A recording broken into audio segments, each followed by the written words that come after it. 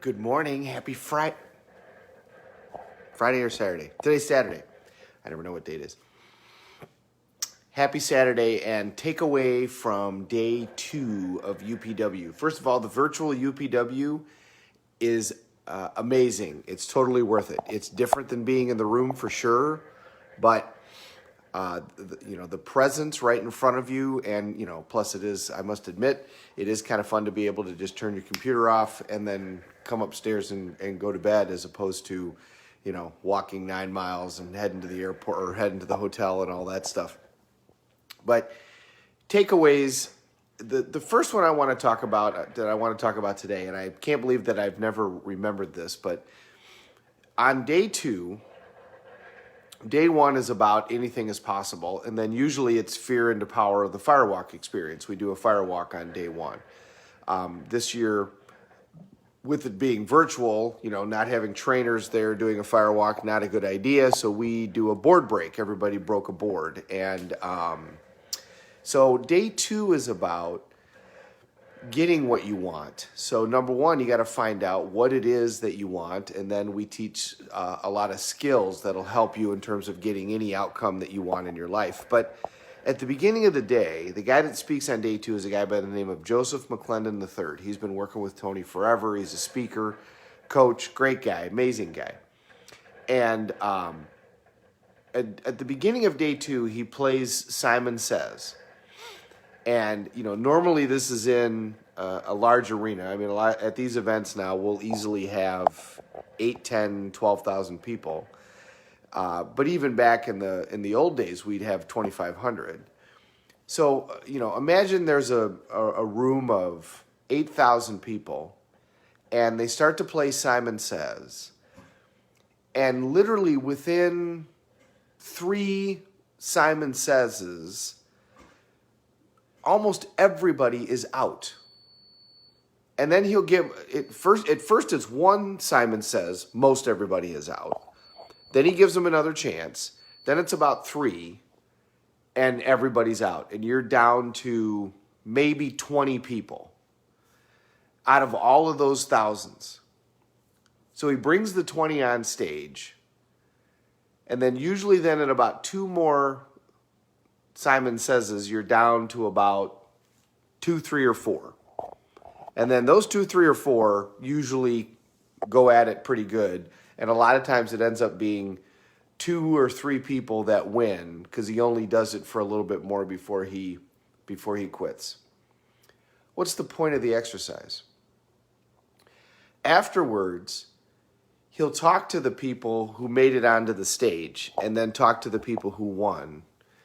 And what you find out is when the game started, it's not that they had played the game before. It's not that they had some special skill. They didn't have any of that. When the game started, they made a decision that they were going to win. And for the ones that got on stage, they didn't make a decision that they were going to win. They made a decision that they were going to make it really close to the end. They wanted to be one of the last few people. So the people that made it to the end decided before the game even started what their outcome was going to be. And then if you ask the rest of the crowd, what was your decision at the beginning of the game? They just decided they were just going to play, and however it was going to happen was going to happen. How you show up for a game like that is how you're showing up for life. Are you entering that game saying, I'm going to create this outcome? Or are you saying, well, whatever happens, happens? And we can't control every event for sure. But that's the difference between the 1% and everybody else. The 1% makes a decision at the beginning that they're going to create a specific outcome. I'm going to win this. I'm going to get on that stage. I'm going to pay off my debt. I'm going to get this job. I'm going to create this business. I'm going to create this financial result in for my family, no matter what. That's the power of a decision. It's way, way, way more powerful than ability. It's more powerful than technology. It's more powerful than education. All of those things will help. But here's the reality. Once you make a decision, all of those assets will show up. Because decision, remember, comes from the Latin incision. It means to cut off. It means there's no other option. And the people that got to the end of that exercise did so because that they decided that that's where they were going to be. And quite frankly, once they made that decision, it was easy for them. They only had to play the game well for about 4 Simon Says, and it got them onto the stage. And if they did it for 6, they won. The difference between the person who won and the thousands of everybody else was 2 questions. That's it. I can't believe that I had forgotten it up to this point. But the lesson is so powerful. In order to get what you want, the main thing is to decide that you're not going to settle for anything else, whatever it is. I mean, let's face it. We could all have the body of our dreams. We all could if we wanted to. It's certainly not impossible. We don't need some huge technology. And this thing that I'm talking into has got way more technology than any of us need to accomplish any result. We all could be fit and happy. We all could have the financial outcomes that we want. They just did a business mastery, and Warren Buffett was there and spoke. I mean, did it virtually, but was there and spoke. Warren said that he thinks over the next 3 years, with the disruptances that have been caused in the world, that more millionaires will be created than have been created in the last 100. More millionaires in the next 3 years than have been created in the last 100. You know, now a lot of that is going to be technology. A lot of that is going to be who develops this and who develops that. But remember, it isn't just the person who develops the technology. You know, the vaccine still got to get to everybody. There's lots of businesses that have gone away, and at some point they're going to come back. The point of this conversation that I want to get to you is the power of that decision to change the quality of your life cannot be underestimated, and it's the start for everything. Whatever it is that you want to do in your life, whatever it is that you want to be or achieve or experience, the difference between why you have it and why you don't is because you haven't decided that that's the outcome that's going to be created.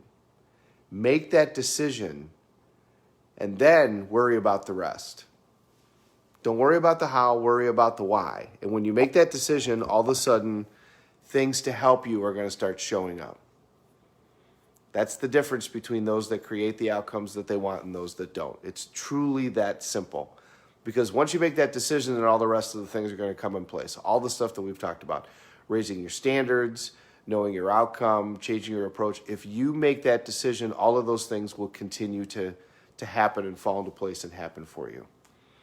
So my message on this Saturday, whatever it is that you want, and it can be simple. You know, you want your marriage to be more fulfilling. You want there to be passion. You want, to have a greater influence on your kids.